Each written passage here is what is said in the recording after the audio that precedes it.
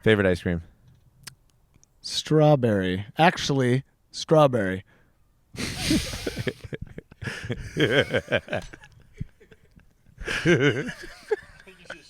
Yeah, that's good.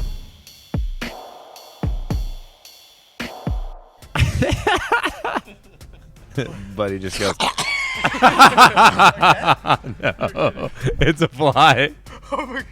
Actually? 100%. Show the camera. Show the camera. What is happening? Yeah. Oh my! Skyler just has a vacuum for her throat. Third time We'll today. give you a little bit of time. Third time today. The first time was a bug. The other 2 times was grass. But wow.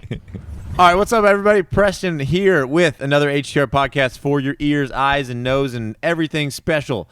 Today, I have a Spikeball employee with me. I have a GOAT of the game, an OG. He's beat me millions of times. I beat him like once.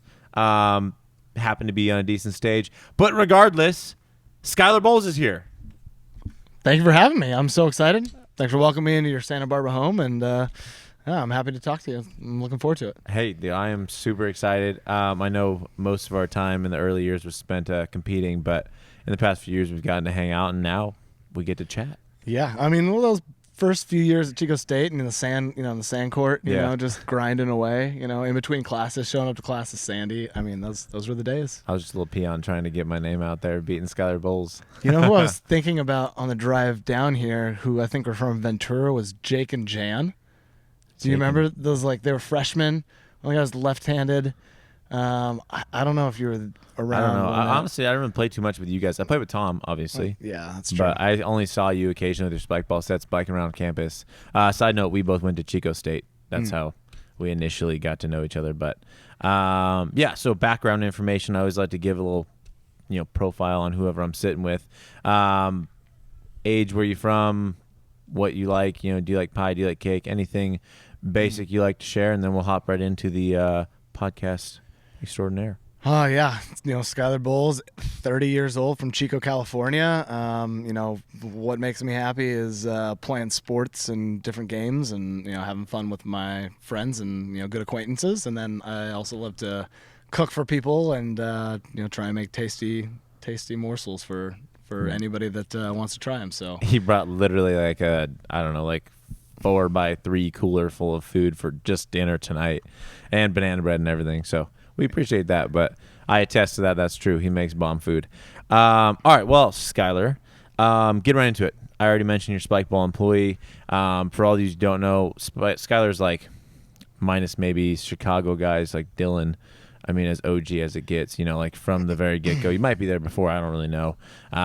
But from like a insider perspective, outside of tournament view, I know you've done like Shark Tank, you've done NBA stuff. What's your top 3 moments? I just want to sit here and listen to your brain kind of unravel a little bit of your ventures over the years. And it could be like 10 things for all I care. We're here to talk. So yeah, no, I think the thing that stands out, is Shark Tank in 2015. That was, just such a big deal. And I think Shark Tank was like really, really popular then. Oh, yeah. So, I mean, we always kind of dreamed that you would be on that show. And when I heard Chris like put in the paperwork, like, I'm sure thousands of people do that too, but maybe we would get a chance. And it was so exciting to be like, wow, you're the good guy, one of the guys that is going to show the game to these people. And, so it felt like validating to be, top of the game and like to be chosen. Did you get a call from Chris just like randomly and it was like, hey, Shark Tank, or were you part of the whole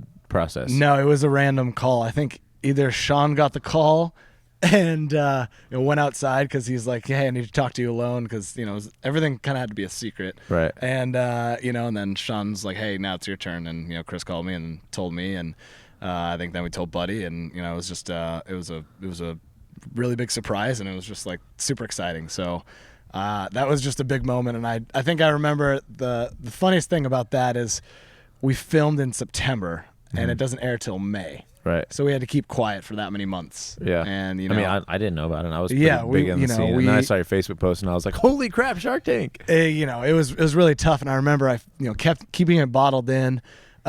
the first person I told after I made the Facebook post was like one of my, roommate's friends who just happened to be in the living room. And they didn't know what Shark Tank was. Oh. And I just was like, I like, what's Shark Tank? wasted it on you. Come on. And like a couple, few people later, like I was talking about it and, I was like, oh yeah, we just, we're about to be on Shark Tank. And she's like, wait, you played Spikeball on like a tank full of sharks? And I was, no, Oh, like, damn it, like no one knows this part of the show. Yeah, so like those were like two of the first interactions I had, like telling people, and so I kind of like took the wind out of my sails, which was weird, but plenty of people were excited about it, and the whole viewing party in Chicago was just super fun time, and I was just so positive, and I think is like knowing that like we got the handshake deal, and like it was a positive experience, and the producers of the show said it was a really good segment, and so we were excited to watch it. But it was nerve-wracking, the whole time waiting to see, if it's going to air or not, and it did, and it was great. Which one of the sharks was top dog in terms of Spikeball skill? Well, we tried to, they didn't air us playing with the sharks on the show, but we wanted to play with Mark Cuban and Nick Woodman, who is the CEO of GoPro. We thought those were like the two people that would fit our product best because Mark's in sports and Right. Nick, we use GoPros for all our videos all the time. So we thought those would be the two people that we'd want to play with, and they had like hip and knee surgeries like 3 weeks prior. Oh. So they can. So we played with Mr. Wonderful and Damon, and it went kind of well, and I almost knocked over a lamp, and it was fun. Well, but you just going for dives, yeah, it was. Can't lay out, can't not lay out on TV. Well, and you have like 2 points. Yeah. You just like that's it. Yeah. You don't have like, it's not rehearsed. Everything's live. It was very real. Right. It's not like a produced show where they're like, oh, like don't do that pitch again. Like try it again. It's all one take. Very very real. So that was cool. So just a random question for I think everybody. What from walking in the door to the end of walking out the door, how long does it take? Because on TV it's like, I don't know, 12 minutes. Yeah. Yeah, it's like 12 minutes of the edit. I think we were in there for 40 something like that.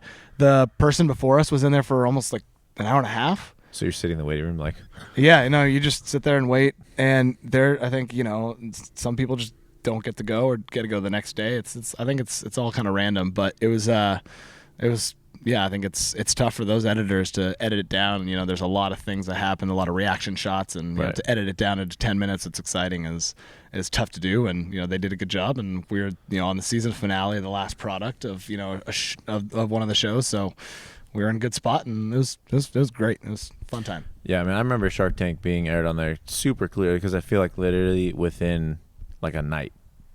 I mean, it went from what's that game to I saw you out on Shark Tank. Oh my, that's Spike. And like it's weird that the first person you talked to didn't know what Shark Tank was, and the second person thought it was a Shark Tank. But literally overnight, like it was just crazy. Like the impact it had.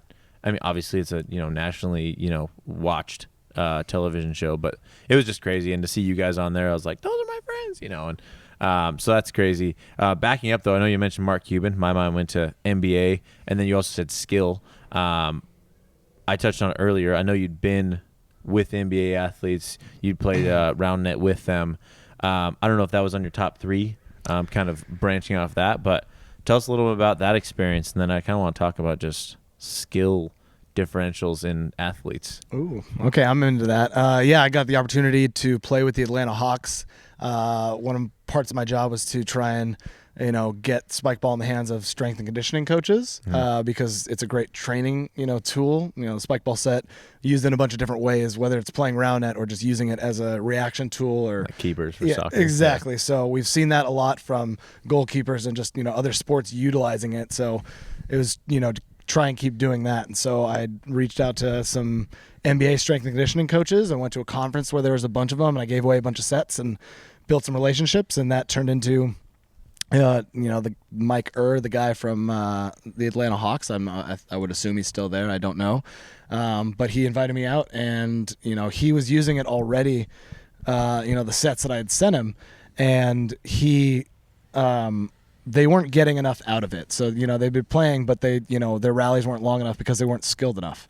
They couldn't keep the ball up in the air, or they, were hitting on 2 or 1. And so he brought me out there to teach them and, make them a little bit better, so they could get more out of using it as a cross-training tool, because he saw, so many parallels in the footwork and the hand-eye coordination, and it's also just a fun team bonding thing, that's not basketball, right? That they get to do. So that's what it was. I flew out there and went to their brand new practice facility, and there's 16 guys there, and we had 2 nets and me and Harding Brumby. Shout out to you, Harding Brumby. You were Harding. 150 tournaments or something like that. Just the OG. Yeah. Wait, is he the OG? Because I know there's people who are. Because he's like older. You know what I mean? So he's like he's OG. The OG. Yeah. And he's the like the highest level competitor, I think, at that age, for the longest. Yeah. Shout out to David Gonzalez, also tournament number champion. I got to see where you guys are at, because I got to see those spreadsheets. Yeah. But yeah, so we split it up.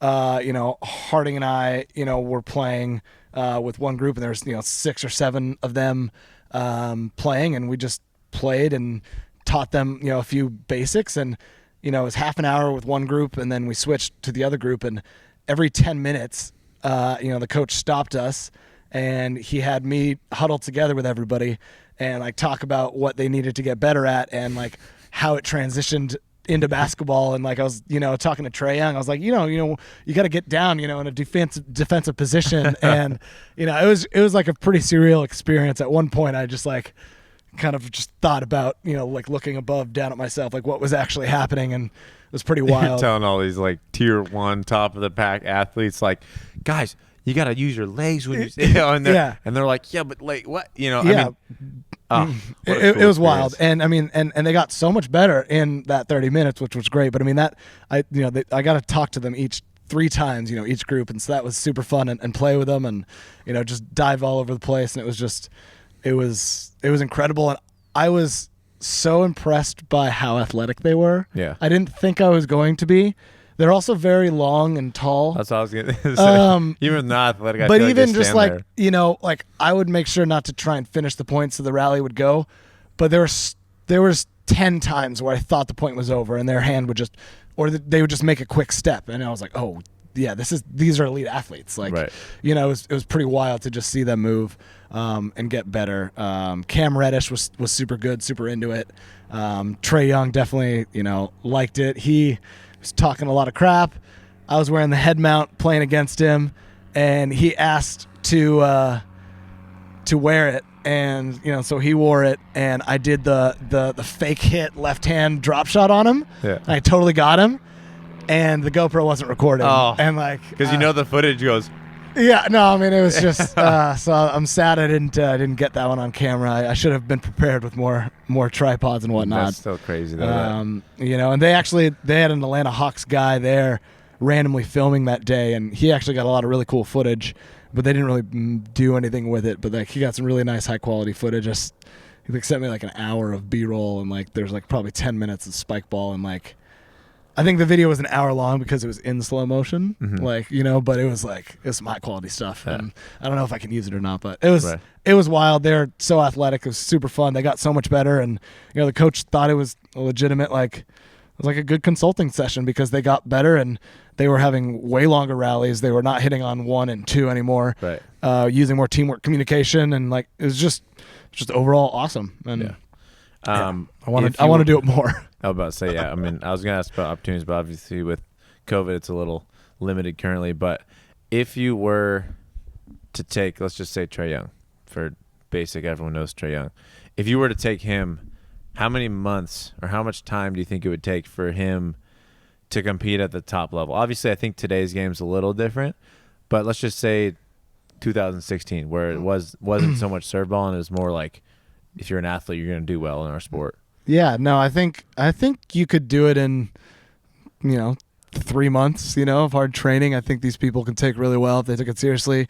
It's all about having a good coach, and learning the right skills, but they have the hand-eye coordination, they have the quick, reflexes, they have the, quick quick twitch, fast twitch muscle fibers, that it's they're elite athletes. Well, plus they're huge. Yeah, and I mean, we have a Drucker. I was playing. They have every single athlete's huge. I played with this guy Bruno, who's I think 7 something and 3 whatever. You know, just like a little beyond. yeah, and you know, but all he wanted to do was hit little baby shots. Everybody, you know, it's just so funny. I was like, oh, you gotta hit it, Bruno. You gotta hit it, and you know, it's so fun. Just I had a blast playing with them, and you know, just kind of riling them up, talking a little bit of crap, you know, and just. Well, I mean, you go into a room of professional athletes and you're the best one there. Yeah, it's a surreal thing that never happened. You know, you can't walk in and be like, "What's up, everybody? I'm better than basketball, better at anything," you know. But like Roundnet, like I mean, you can go anywhere in the world at this point, top athlete, and be better than them right off the bat. But that's just a crazy. Yeah, I just think of you huddling and be like, "Okay, guys, like here we go." You know, you're just looking up to all these guys, like, "This is what we have to do," and they're like, "Okay, coach." You know. I mean, well, and just like trying to get around them, like the hinders were just like a big thing because like, and they're just also just walls, like they're just big bodies, strong. Yeah. They just don't move, you know, at all. And I will say though, I feel like I'm pretty good at a lot of sports. I went into that gym and they had really nice hoops, basketballs. I missed my first 6 shots. No. And I was so disappointed in myself. Yeah, but also, I mean, the pressure of just seeing all the NBA athletes be like, "What's this dude got?"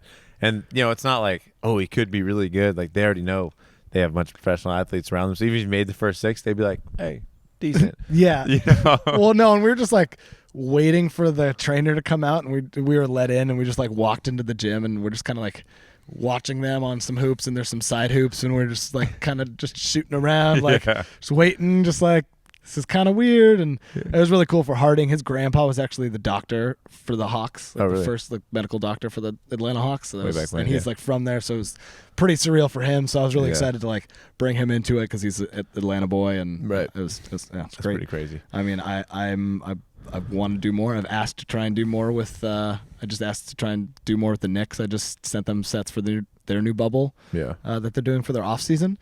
And I don't know, maybe I can get in that bubble. I mean, hey, if you need someone to, you know, dive in that bubble with you, I will happily go and talk crap to a bunch of professional athletes. All right, well, we got 1 and 2. We got Shark Tank NBA. I know we're still working off that framework. I won't give you any goodies to draw from. I think those 2 are pretty clear.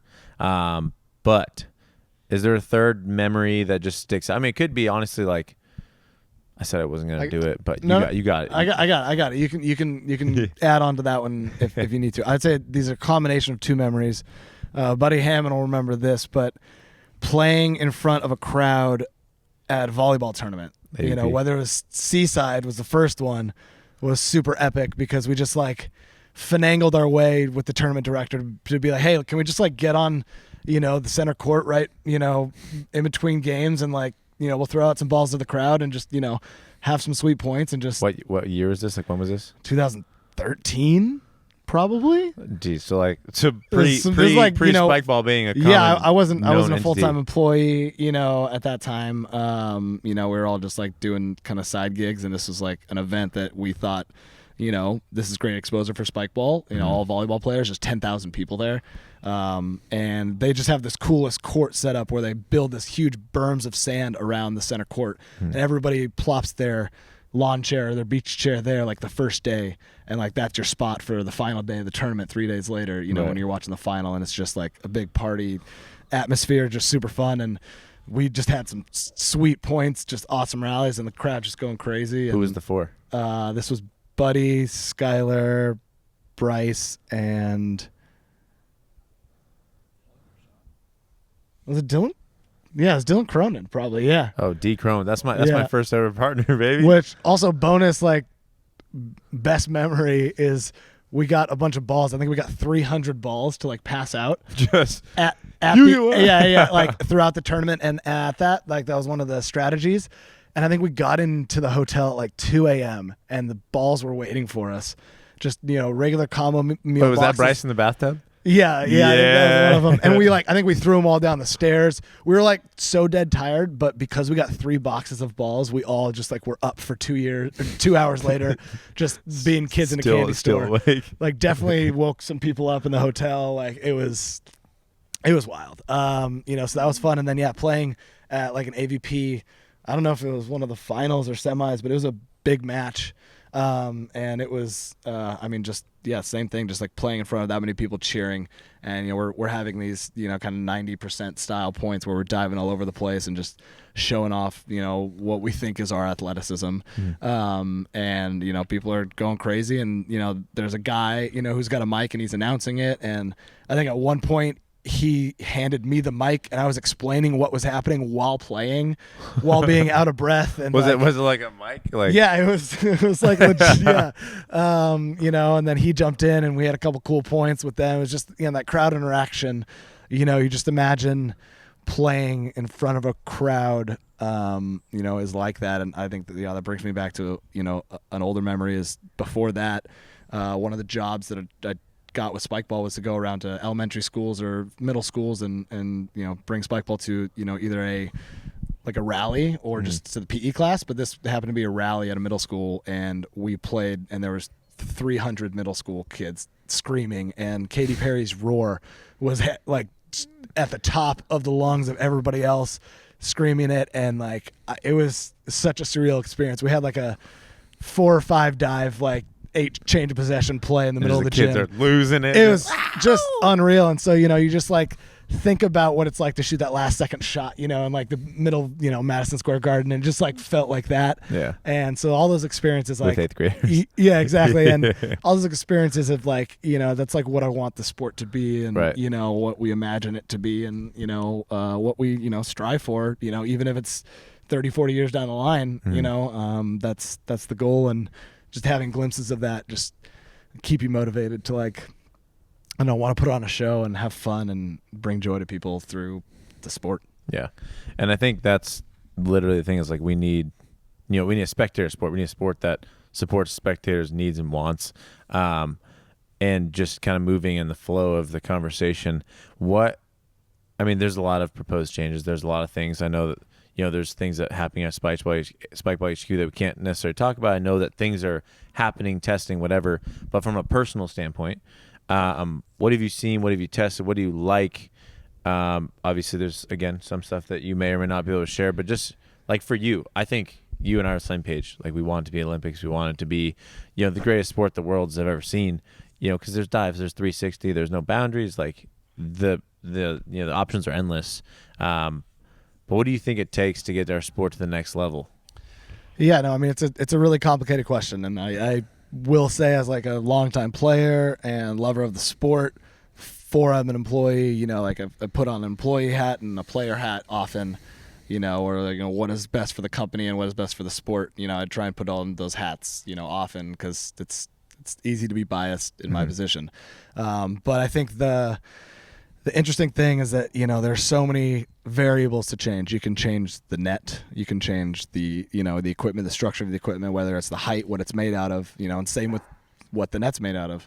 You can change the diameter or the circumference of the net, or how big it is. There's so many different things. You can change the ball.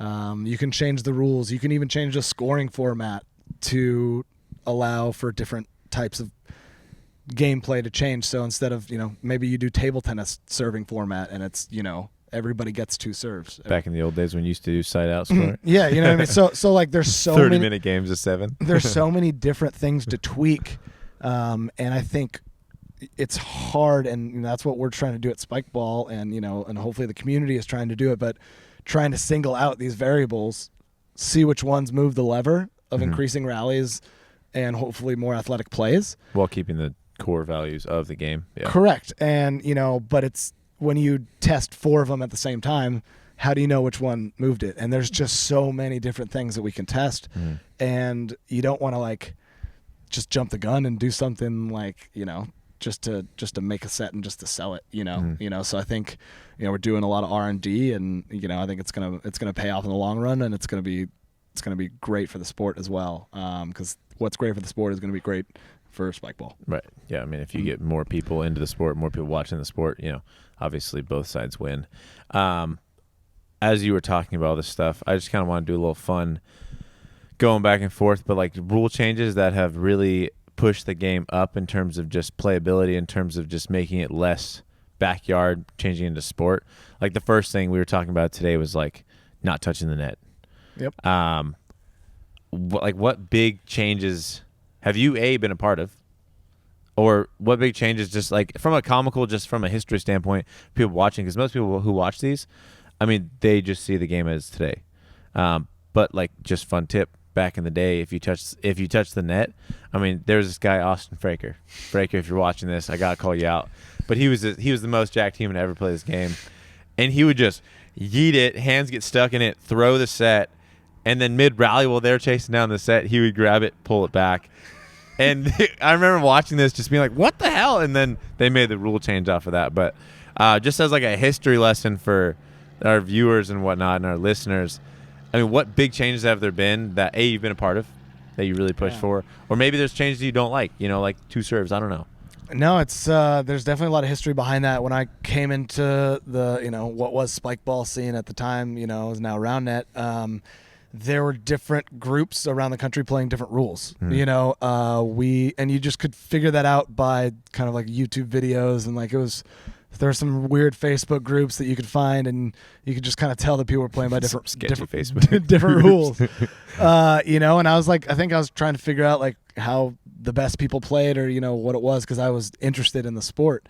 And we ended up going to a tournament in New York, and I think this is a little bit prior to that, but they played 2 serves.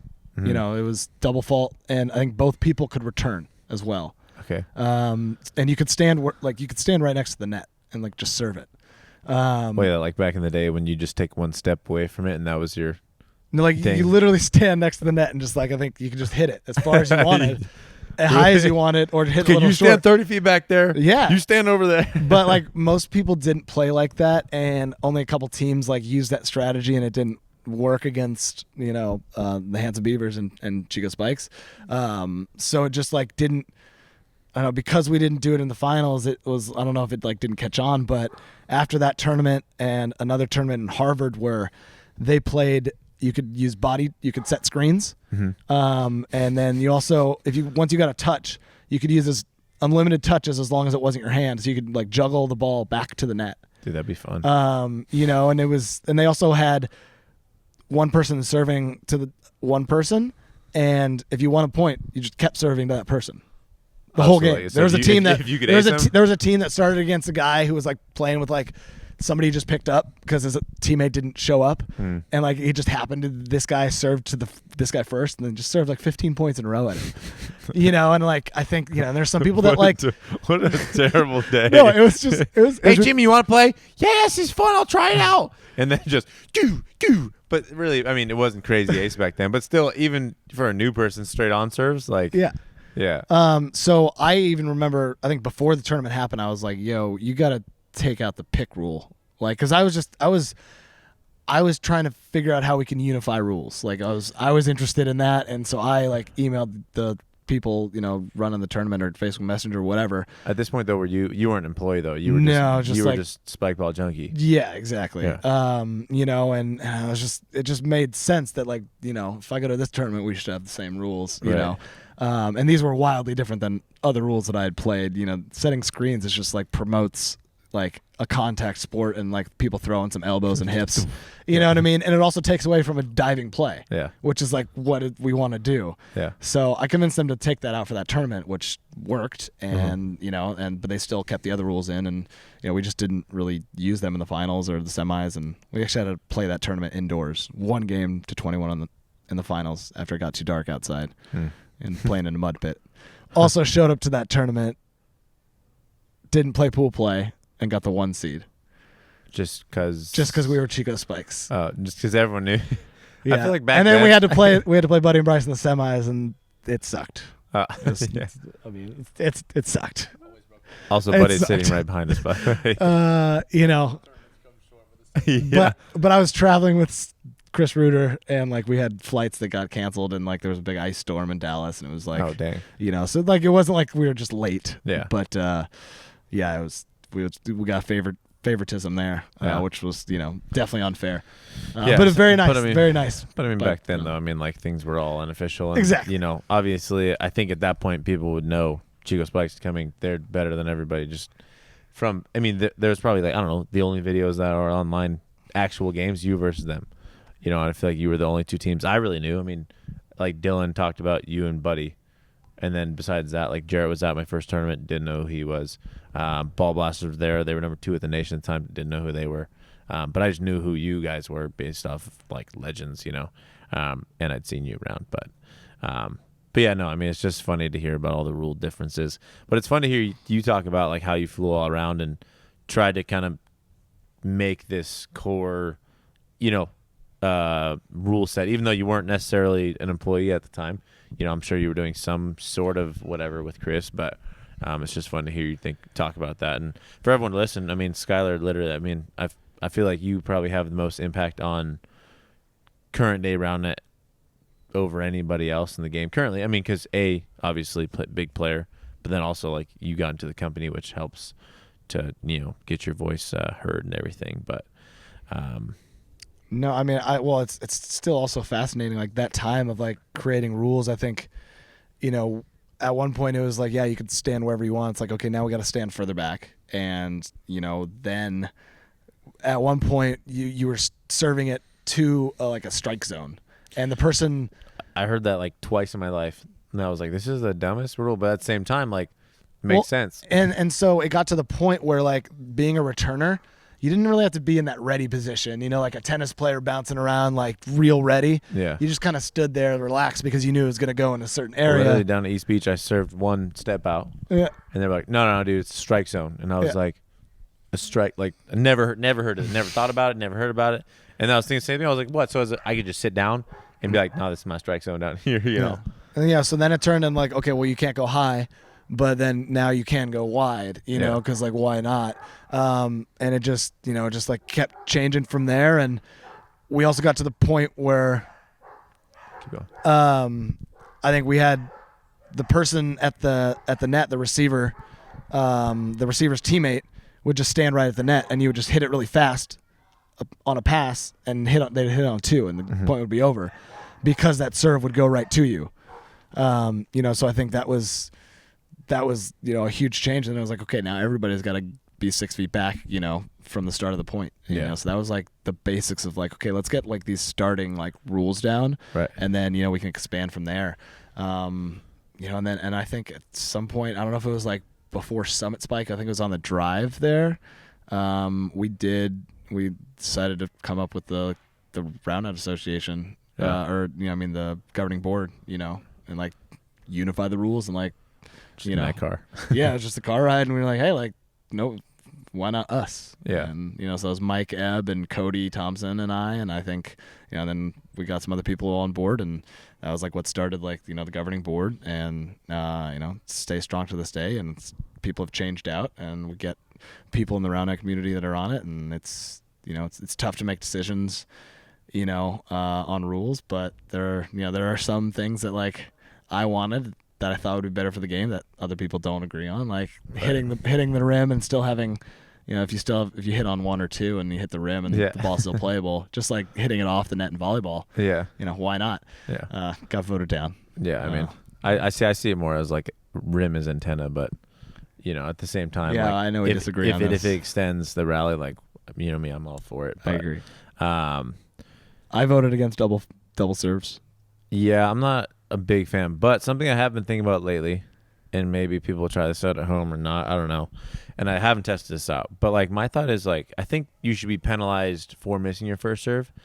Maybe like it's like a 7-foot serving line, or maybe it's you can't step out, or something that, you know, decreases the ace percentage on the second serve, because right now it's you know, like, why would you not swing 100%? I attempted that with like if you don't hit the net at all on the first serve. I pushed for that. It's a double fault, but didn't fly. Yeah, and a lot of people were like, "Why would it make a difference?" I also like, it's just the mental side. I will of it. also say, like, with Adantowitz on the board, Talon Peterson, and Jack Scotty, like some very, very logical arguments. Like, like, you know what I mean? Like we have really cool thoughts and, you know, discussions about this kind of stuff, and like, you know, we really think critically about like the longevity of the sport, you know, and really try and take Spikeball, the company, out of it completely when we talk about rules and things like that. And it's just like, like I don't know, like something that you think is like common sense. Somebody like- else is like like, oh, like concrete and- actually, like this will lead to this, Yeah. which will lead to this, and that we don't want, and Right. just like it's hard to have that foresight, and you want to, you want to change stuff, but you don't want to change stuff too crazily because everybody else is learning the rules, Right. especially internationally. Everybody's catching up, so it's kind of tough, like when to make minor changes or major changes, and it's just I don't know. It's all new for us too. Yeah, no, I mean, we're still a young sport, as a whole. Last rule thing, and then we can move on to more other topics. Is there? I mean, maybe this stuff you can't talk about, but as the board, have you ever talked about, pro level being different than other levels? Because my thing is like, whenever I'm proposing rule changes for 95% of the community, the non-pro side of it or the non-premier side of it, I really think it's phenomenal for advanced and lower. I think the game is amazing. You'll watch someone play at the beach, they're having the time of their life. I don't think change that side. I don't think change advanced. But like, NBA has the 3-point line. Baseball moves their fences back. They have wooden bats. Soccer's freaking huge. They're running miles. Is that something that is down the road? Is that something that you don't know? Something you haven't talked about? Because for me, I think that's the future. I think it's like a progression, like a regular sport, and where the pro level's just a different entity because like it demands that. Yeah, I mean it's tricky. It's tricky when you're thinking about the people that are most popular and drive a lot of viewers of the sport, and it's people's first time introducing the sport is seeing these athletes play. So you want to make sure that those plays are exciting, and I think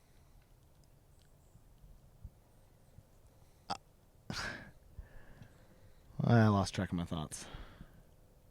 Were you going to talk about in terms of like you want them to see how they could go play out like Got in it. the backyard kind of thing? Got it. Yeah. So I mean, we want, like, it's important for that, even though it's such a small percentage, maybe it's a 0.5% of players, Right. is these elite players, and so, but that's the people's first touch point sometimes into the sport or the company, Yeah, they see or like the brand. a viral video on SportsCenter or something, Right. So like it's important to, I think, be cognizant of that group, but in like the long-term 30-year plan of like building the sport, is it more important to focus on that other, 95%, and that time and energy should be spent on that instead of, just focus on this top, but that top gets a lot of views and, influences, this whole thing. So, it's something I struggle with, all the time. Especially like being a top player, you want it, you want it to be as professional as possible, and, for you to be elevated as much as possible, for fame or money or whatever it is, while you're in it too. And you want to try and make the moves to make that happen, because you have the power to do it because you have influence in the sport. So I think, it's important to listen to top players, but I also think it's interesting, like, to think about like an adult league, like an adult sport league that uses different equipment than, like it's usually kid-based, youth, like age-based, Right. like size of equipment or size of field or something like that. But for the most part, like in the adult level, other than maybe size of field for soccer, just because of, field space or just, endurance, because they're not pro athletes, but like everything else is pretty much the same. Yeah. And so if you But had there a different, are a bunch of little nippy, even football. Like there's so many weird rules that professionals, like I don't even know watching, but like they can't do. Like they need both feet down in the professional league versus college. You can have like one toe Right. drag or something. but like a new ball, right? Yeah. Like if we had a new ball for just the pro and premier division, Yeah, that doesn't work to me, because at one point do you start practicing with that other ball, and Yeah. if it's very different, you know what I mean, like that, you also can't create like a barrier to entry, with like a super expensive like yeah. thing Oh, that's no, like, I'm fully on the same page as like I don't know if equipment changes are necessarily the best. I do think like lately I've been testing out a barrier, like that type of stuff where it's not the base equipment, like it could be an add-on that you buy or something. Again, there's still the argument of like when do they start practicing, but Yeah. the same thing for like 3-point line. yeah. I mean, like, I think the how big the net is, Yeah. that like that could that could be a variable that could shrink. That's Right. like, okay, yeah, you're more accurate because you're better. Right. So like you have to be more accurate. But you also don't want to make it.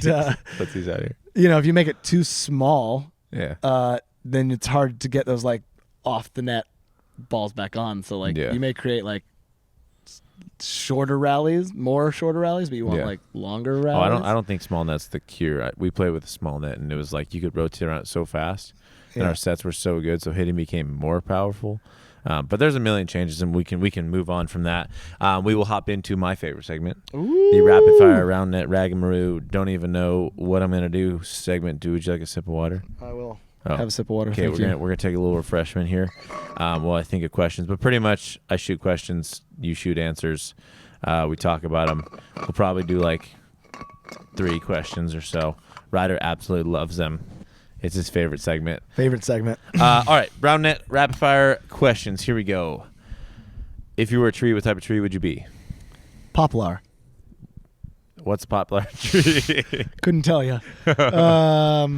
Yeah, no, I'd be a redwood. You'd be a redwood, Yeah. strictly based off height. No, they smell really nice. I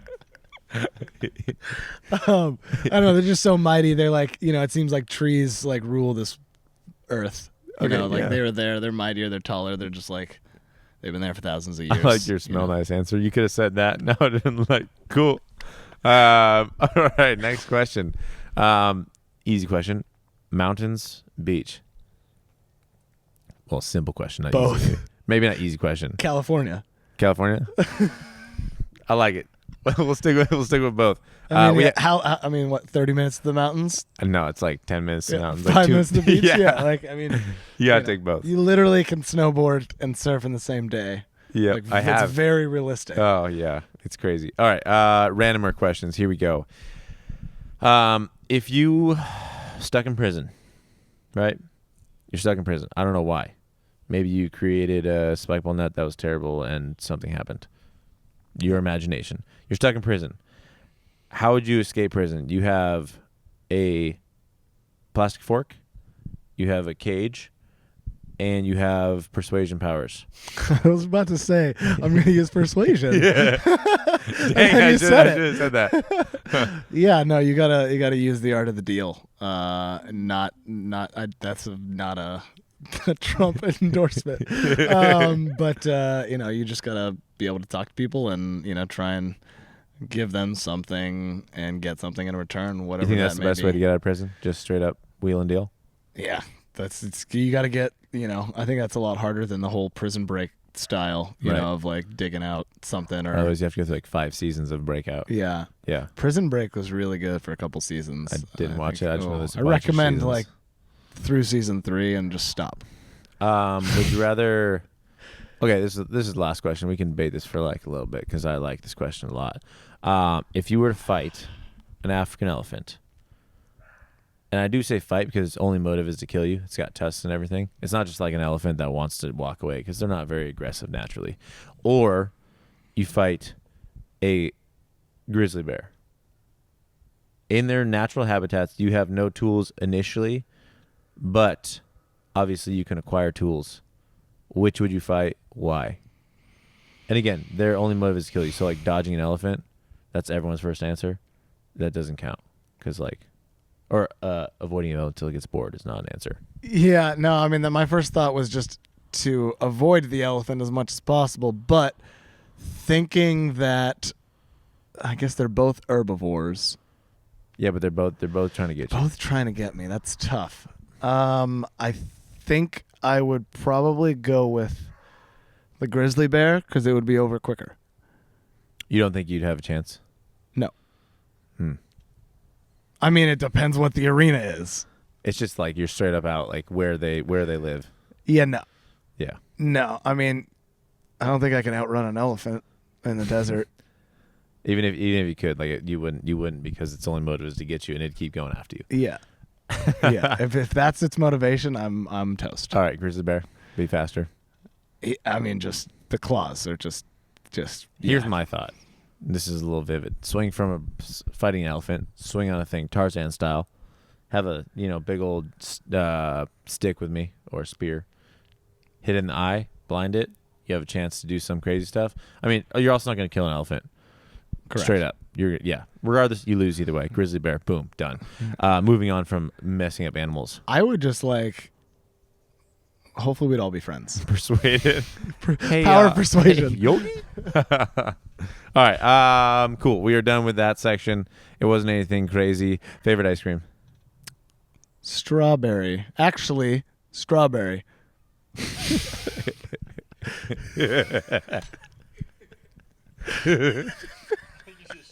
Yeah, that's good.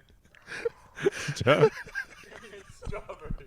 I don't know what it is. Okay. Actually, strawberry. Oh, man. No, there's a salted Oreo. He's crying right now. There's a salted Oreo ice cream that's super good.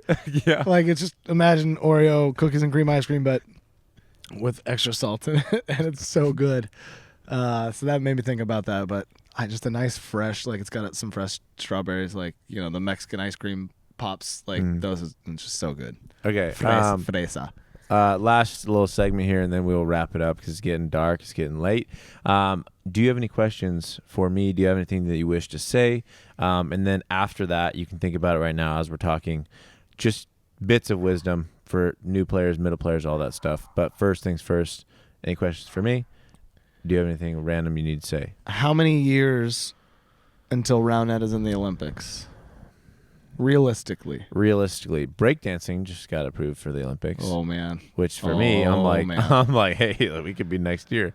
Realistically, I mean, I don't know. A few years ago, I know we talked about this super briefly, but I mean, I'd say 10 to 20 would be like a super positive outlook on it. I think realistically, like 20 would be the real thing. It just depends on changes. I mean, as of now, I don't see it getting to the Olympics in this format of the sport. Make the right changes. I mean, it could, like I said, it could blow. I mean, like literally from Shark Tank, it blew up overnight. Spikeball today is something that I never really thought it would be back then. So, I mean, I think the chance is there. Realistically, I'd say like 20 years. That's what I kind of tell people when I have that conversation. I'm just like, hey, we're gonna be an Olympic sport in 20 years. That's right. I think it's a lofty goal, but I think like with the power of the internet and like just our acceleration and growth and just like momentum, I think we're getting there and we're taking the right steps to make it happen on an international scale, which is exciting. I mean, realistically, all the work you do, all those kids, who get it at a young age, you never know what the butterfly effect is from there. And 10 years, and then after that, who knows? So, well, I think that's the hard part about it is like at Spikeball we do like awareness surveys and like how likely name these beach games or like what is this and it's a picture of Spikeball and like we see like how many people show a picture of Slammo and they're like Spikeball.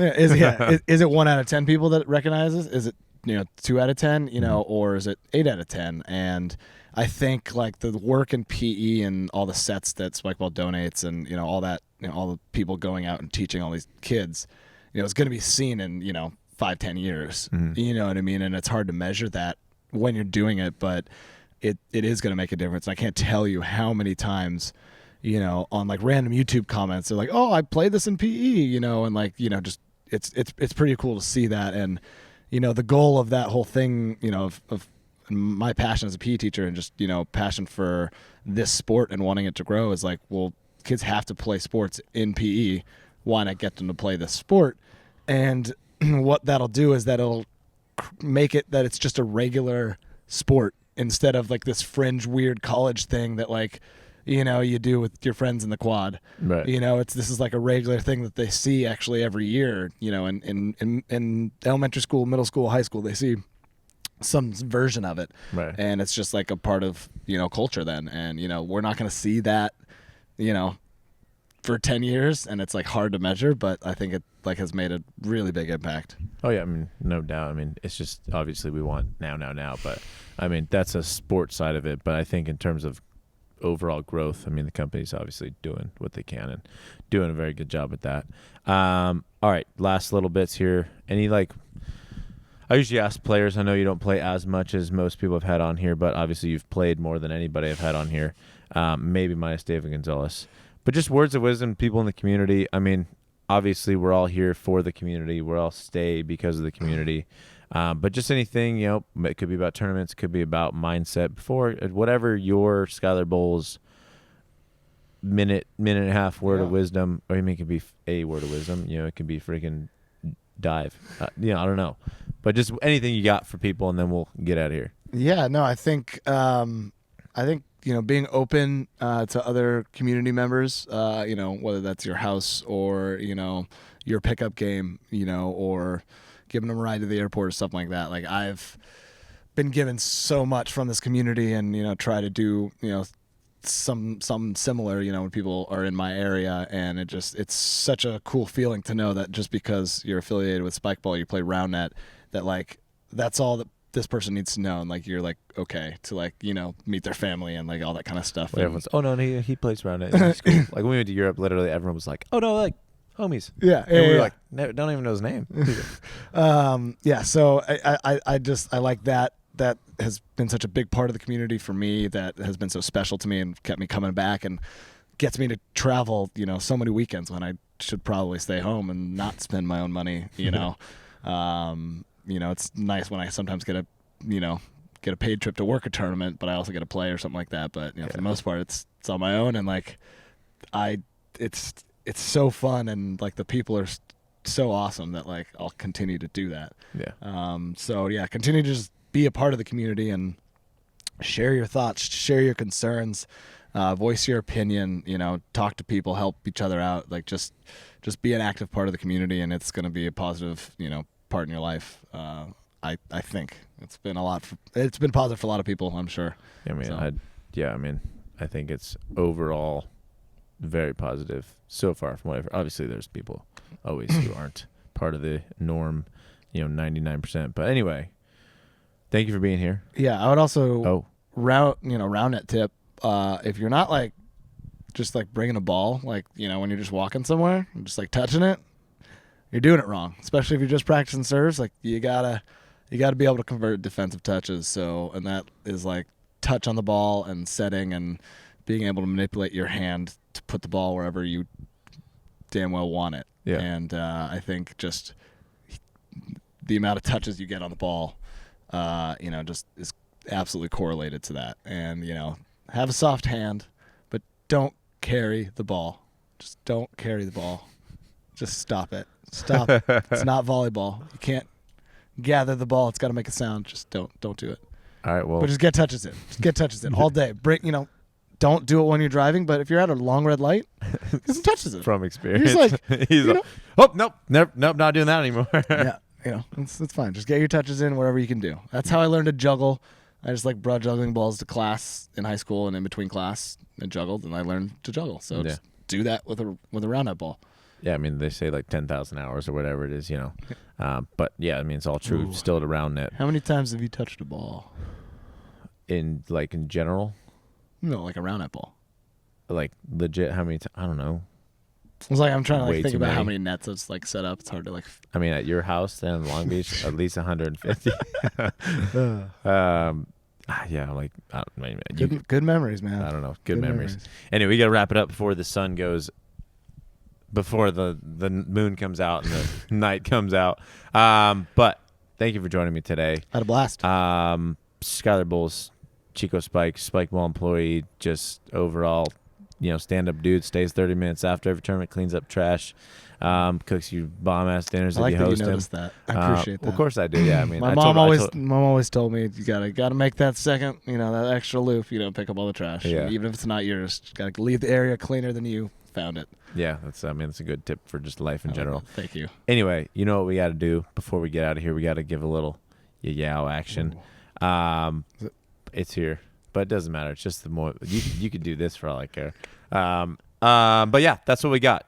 If you haven't already, if you're watching this on YouTube, hit that subscribe button, like, share. If you're on Spotify or if you're on iTunes and all that fun stuff, share with somebody. Let somebody know, like, hey, there's a super sweet Roundnet podcast, and this guy Preston is not terrible at doing podcasts. Even if I am, you can share it with them, and then you can just say, look, he's terrible. You can quote me on that. Trying to get Roundnet out there, just like Skyler's been spreading it for years. So on that, I bid you adieu. And with us, we will do a 3, 2, 1. Yeah. Okay, ready? 3, 2, 1. Yeah.